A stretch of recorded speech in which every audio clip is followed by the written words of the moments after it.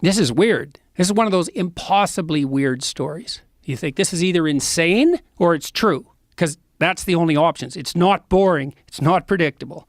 It's either insane or it's true. And I got way deeper into that too. I realized some things about the Exodus story. There's a scene in there in the Exodus story where God sends poisonous. This is so cool. It's so stunning. I'll tell you a little bit about it if you don't mind. It's so cool, Joe. I can't believe it can possibly be true. So Moses leads his people out of the tyranny, right? But weirdly enough, they don't go to the promised land. This is very weird. They go into the desert. Well, why? Well, we're all, say, prisoners of our own tyrannical misconceptions and misperceptions, psychologically and socially. So let's say we free ourselves from those. Well, then we're nowhere. At least we were guided by that. That's why people have nostalgia for tyranny. It's like, at least we had enough to eat then. At least we knew who we were then. It's like out of the tyrant's grasp into the desert. And so you think, why don't people want to challenge their own preconceptions? It's like, yeah, it's out of the tyranny into the desert. And the worse the tyranny, the worse the desert. So if you've been tormenting yourself with tyrannical preconceptions and totalitarian obligations and you decide to drop it, or maybe you're shocked out of that by trauma, you don't go to paradise. You go to the desert. And maybe that's even worse. So no wonder people don't do it. So now the Israelites are out in the desert. You think, why are they there for 40 years? And maybe it's because it takes 3 generations to recover from tyranny. You're in the desert, man.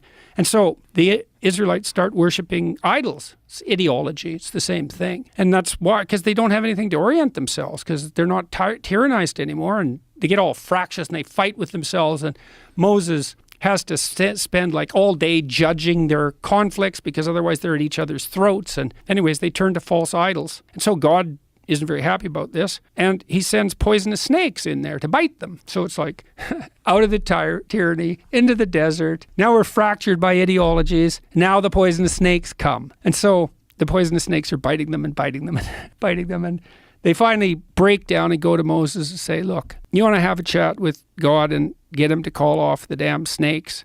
And Moses says, yeah, okay. And so he goes and talks to God.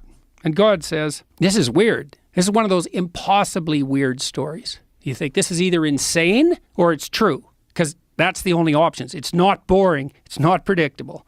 It's either insane or it's true, okay? And maybe we could start by thinking it's insane, but whatever. Moses talks to God, and God could just call off the snakes, right? That's what you'd expect him to do.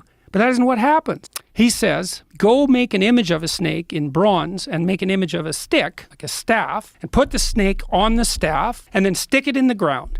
And then have the Israelites go and look at the snake. And then the snakes won't bite them anymore. And you think, what the hell is... Okay, here's a doctrine from all fields of psychotherapy. Okay. Look at what you're terrified of, and you will get braver. Unless what you're terrified of is a pack of wolves and they're going to fucking eat you. Yeah, well, look, it's not like there aren't real dangers, but look, if you're threatened by a pack of wolves and you go out and study them... You'll realize you're fucked. Unless you have guns. Okay, so the classic therapeutic treatment for terror and the poisoning that terror induces is exposure, voluntary exposure. Yeah. Okay, so the pattern there is face what you're most afraid of, and you will be free.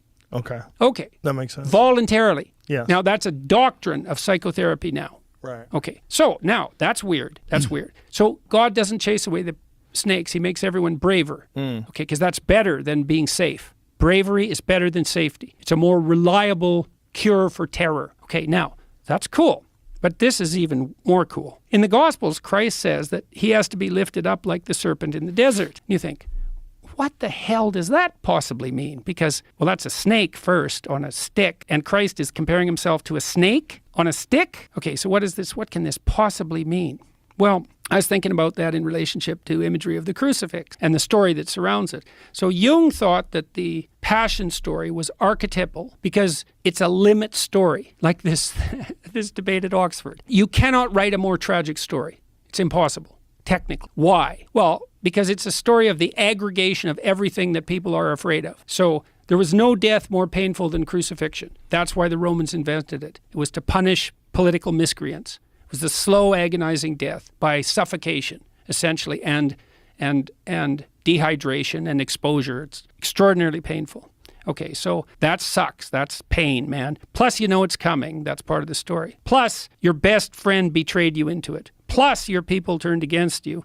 Plus, they're led by a tyrant who doubts truth. Plus, you're a victim of the Roman Empire. plus you're completely innocent, plus everybody knows it, plus they choose a criminal to be released from this experience instead of you, even though they know he's a criminal and they know you're innocent. So, and you're young and you've done no wrong and all you've done is help people. So it's a limit story. Okay, so then you think, we've been looking at that limit story for 2,000 years in the image and in the story. What are we doing? Well, you're supposed to visit the stations of the cross, let's say. Okay, here's the idea. You hear the crucifixion story and you play with it. Who are you? Maybe if you're female, you're Mary, and why is that? It's the Pieta. Because you have to offer your children to the destruction of the world. That's female courage. That's the mother that doesn't hold her child back. It's like, go out. To what? Eventually your death and destruction. Go out. Leave me. Be in the world. That's feminine courage, man, to let her baby go. You're Pilate. You doubt truth, but you'll go along with the crowd. You're Judas because you betray your best friend. You're the mob.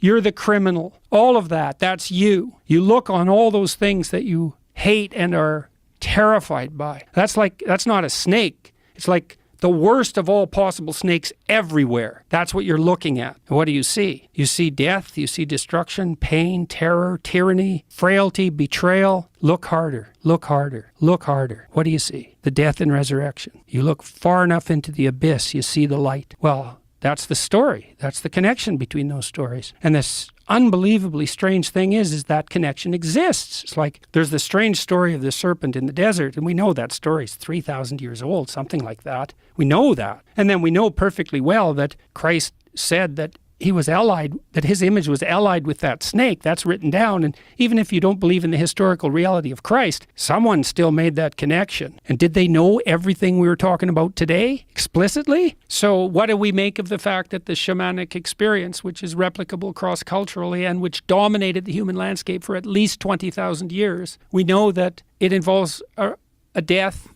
and a resurrection, and an entry into paradise and a reunion with the ancestors. And so what does it mean? Who knows, man? How this is way past my knowledge, but I know that connection that I just told you about between the story in the New Testament and that story in Exodus. That took me like 30 years to figure out, because there's also the idea that the hero goes into the abyss to rescue his father from the belly of the beast. But that's the same idea, right? You go down, and I thought, I knew this the last time I went to lecture to, is like, you look into the abyss long enough and you see the spirit of the benevolent father manifesting itself. That's the case. That is the case. If you look into the depths of evil and suffering, what you see is not the finality of evil and suffering. You see the victory of the spirit that obtains victory over that. And then you might think biologically, well, how could it be any different, Joe? That's the spirit of life. Life is mortal suffering. It's like, but we live. What's the spirit of victorious life if it's not the benevolent father who overcomes the catastrophe of suffering? Like, what else could it possibly, even if you think about this just as an instinct, it's like you're threatened by what's worse than death, and there are plenty of things worse than death that you can be threatened by. And yet you have a revelation that enables your transcendence of that. Well, what could it be other than the spirit that overcomes death in some fundamental sense?